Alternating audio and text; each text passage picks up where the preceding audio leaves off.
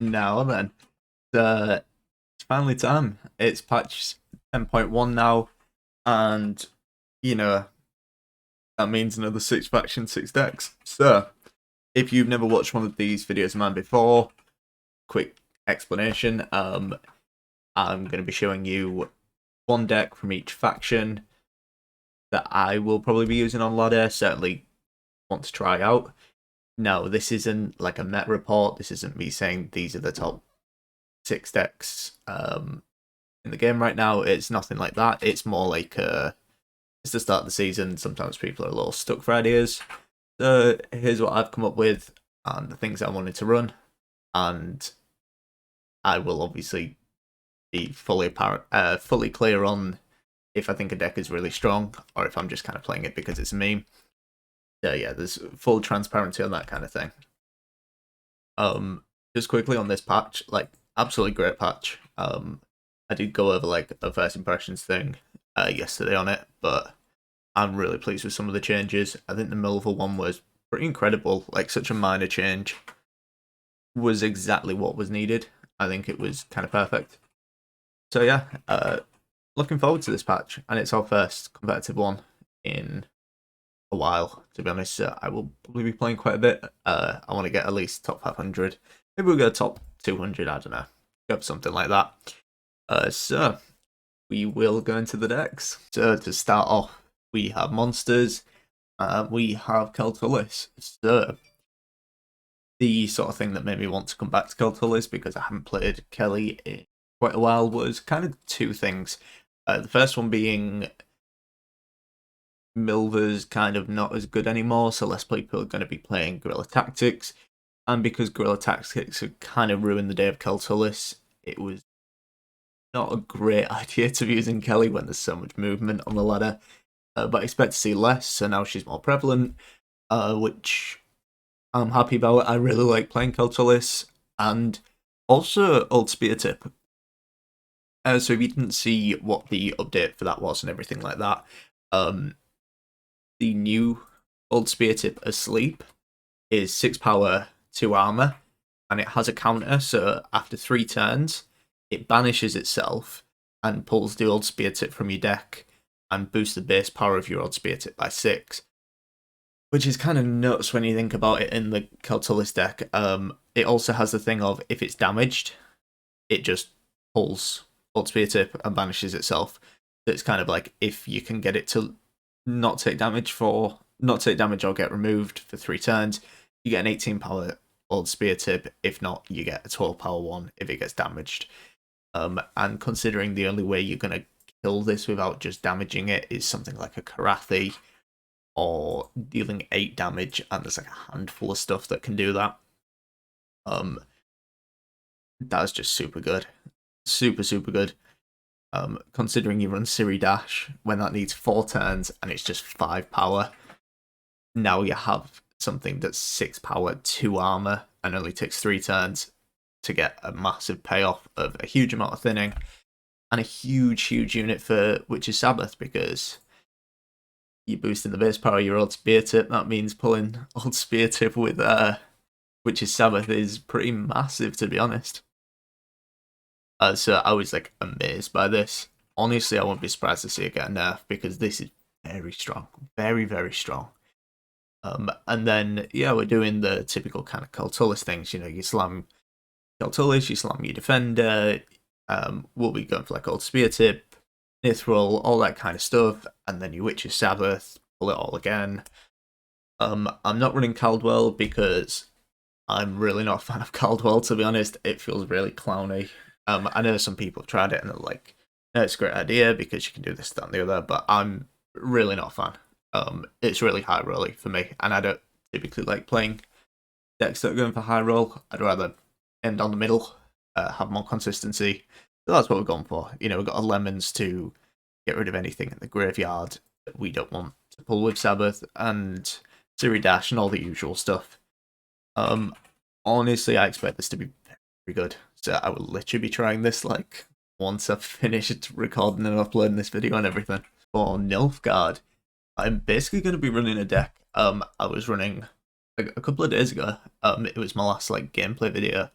was Rient's Clog, because I just found it really fun. I think it's a deck where like Rient's is unironically very good, because you thin down to 0, and pairing up with Rika kind of means, provided you can get him to stick for like 1 turn, he just kills a unit your opponent plays and then kills any unit on the board, which is kind of good.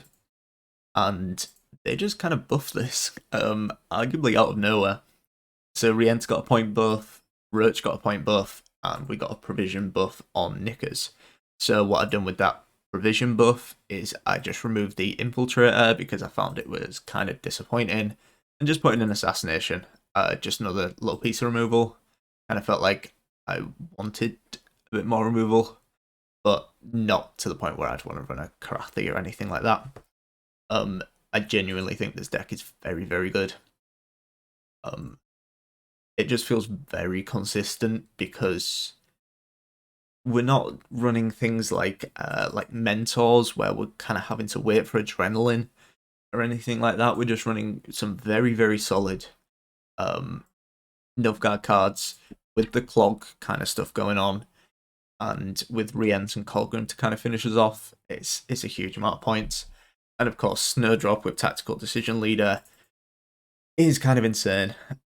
It's a lot of points.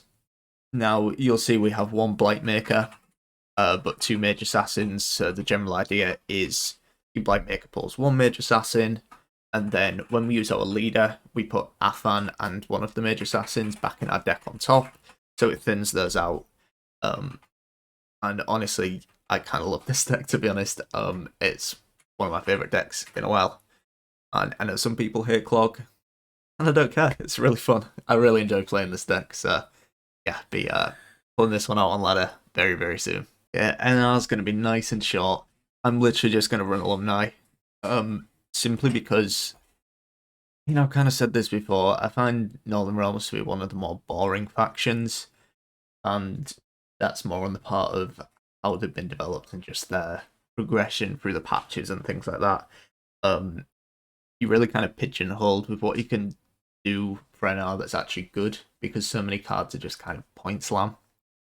And the only good point slam is like Alumni, basically. And I don't hate playing Alumni, and it's a deck I kind of want to get better at, so I want to get more practice with. I mean, if you've not played this before, the idea is you play Banard students and Aretusa students in round 1, try and get their patience as high as possible.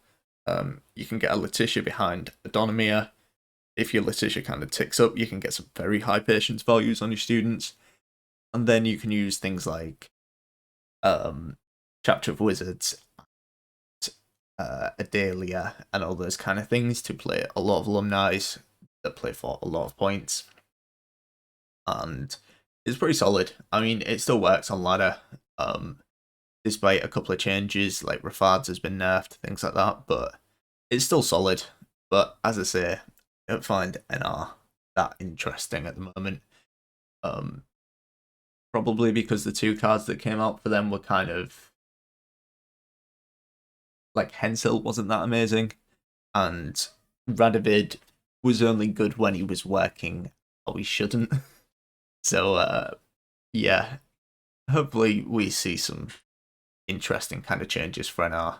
I'd like to see a bit more support for Siege, for example.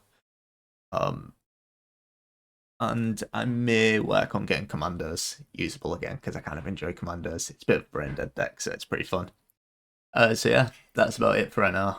This one is for all of you who were mercilessly playing Guerrilla Tactics, and have now having to deal with the loss of Milva. You're gonna have to try something different, and this is what I've been using. I'm using Guerrilla Tactics because we're using like movement engines, but it's more wholesome. It's a Witcher list. I've made a couple of changes since the video I did on it.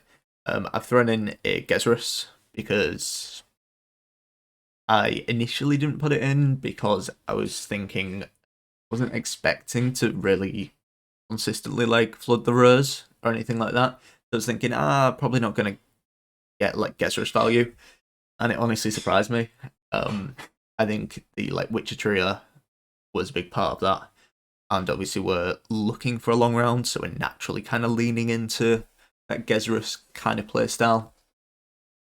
So yeah, I bit the bullet, just took out Milver, chucked in Gezrus. We've also put in a Mushy Truffle because we're running like Eskel, Vesemir, and Lambert, so we're going to get 3 units in a row. Kind of makes sense for Mushy Truffle. And I mean, Mushy Truffle is just generally good. You know, it plays for a carryover. Worst case, it's playing 12 for 10. Not bad. And yeah, the general idea is we're just slamming witches. And it's pretty wholesome, but it's actually kind of good. Like, it surprised me how good this is. Me look at this and think it's trash. And I did when I put it together. I was just thinking, I want to use some Skirtail witches. Haven't used it in a while. I was expecting a lot, but this deck was genuinely a lot better than I expected. So definitely give this one a try. It's quite surprising, to be honest, how good it is. Continuing the trend from Keltalis of old decks that just kind of refuse to die, is a bit of Lippy for Skellige. And this kind of followed on from what I was saying in the Nilfgaard deck, in the kind of out of nowhere, the Roach and Knickers buffs make a lot of sense for the decks that are running both. And the decks that are running both is Clog and Lippy. So of course I'm going to try some Lippy. This version is kind of something I've been thinking about for quite a while, thinking logically it would work out pretty good. It's running Ceres because with like Tear Siege Veteran and things like that, it's very, very solid. And the inclusion of Tear Siege Veterans enables some really nice stuff. So firstly, it gives us a lot of value on things like Svalbard Priest. There's obvious value with running Ceres Fearless. And it also kind of makes me feel better about running Megascopes because some matchups, you get ahead by quite a lot of points.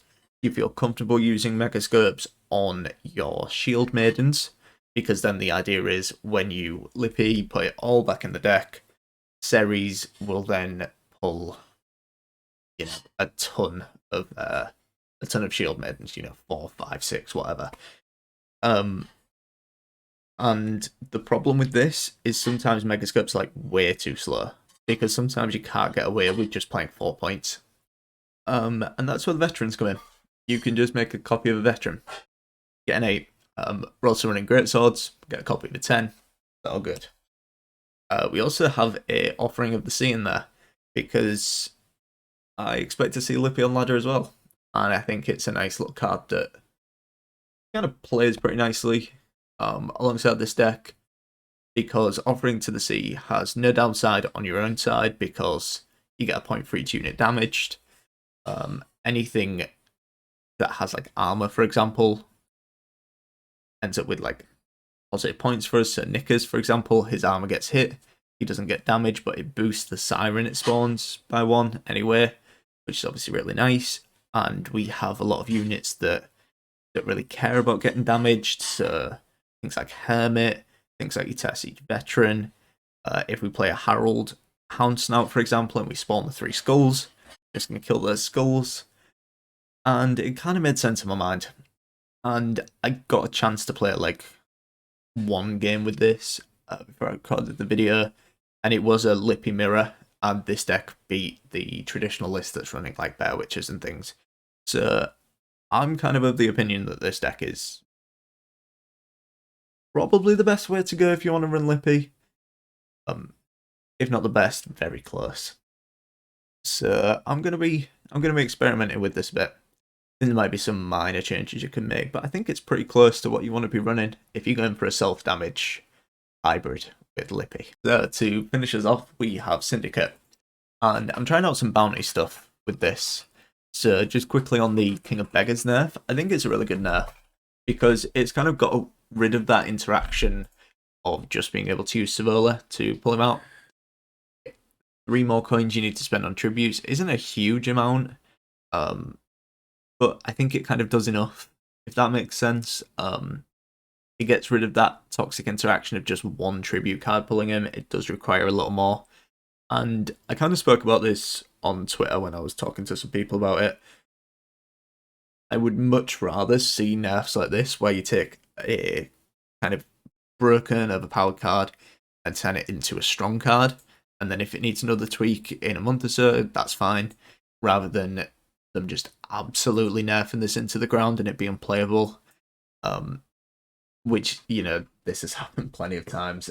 Things like Tunnel Drill, for example, where they just hit it so hard with the nerf that it kind of becomes unplayable. I'd much rather see something like this. Yeah, I kind of like it. And in this Witch Hunter deck, he makes sense because we're running Mara Strenger, running Scoundrel, which has a tribute. We can pay the tribute on Professor if need be. And we're just running a lot of stuff like this. A lot of Witch Hunters to kind of pair it with Tamara. And this all came from, I saw the patch notes, I saw the buffs some Witch Hunters. I thought I'd try it out. One little thing I did want to talk about was Fabian Hale, because this is a card that I kind of like, to be honest. And this is an interaction I kind of figured out a couple of months ago. With Jackpot, he really, really makes sense in Bounty, because what you sometimes find with Bounty, especially when your Witchfinder's down, playing against stuff with really high base power, so think like Relics, like Keltulis, it can put Bounty onto some very, very tall units, and you just don't get the payoff from Bounty, because the maximum coins you can get is 9. Even with Jackpot, you don't get extra payoff from above that. But Fabian Hill kind of circumvents that. I mean, obviously this is a best case scenario, but say they have Old Spear tip down after all the sort of new stuff with him where his base power goes up to 18. You play Witchfinder, you get the bounty onto the 18-point Old Spear tip. Now you need to invest 18 points of damage, probably going to be 18 coins, and you're going to get 9 coins back in payback because you can't get more than 9. With Fabian Hill, however, you get the value of 18 coins, and because Jackpot, anything over the coin limit is used as points, Fabian Hill's playing as a 22-point card right there, which is kind of nuts. And I'm honestly a big fan. Like, even if you don't get that situation, say the bounty's only on a 6 power unit, he still plays as a 10 for 7. I'm personally a big fan of him, because he allows you to cash in on bounties and kind of double dip them, because he both places a bounty on a unit and he gives you a payoff from bounty. I just really like the card. I really, really like the card. So I think he makes sense. And he's getting buffed by Tamara. That kind of makes sense. And he's like the third Hale brother, in effect. So Octavian makes sense because we have the Scoundrel, the Brute, and Fabian Hale. So that's 3 of her sons in there. So it makes sense to run her for consistency. And now she's an engine that boosts units. So seems good. Seems very, very good. And that should do it for the decks for this season. I honestly think this was a really good patch. I'm pretty pleased with it, to be honest. So I'm probably going to be playing quite a bit this season. So I won't go on too long at this point. I know you all want to get into playing some of these decks or things you'll come up with. So I'll call it there, and I will catch you in the next one.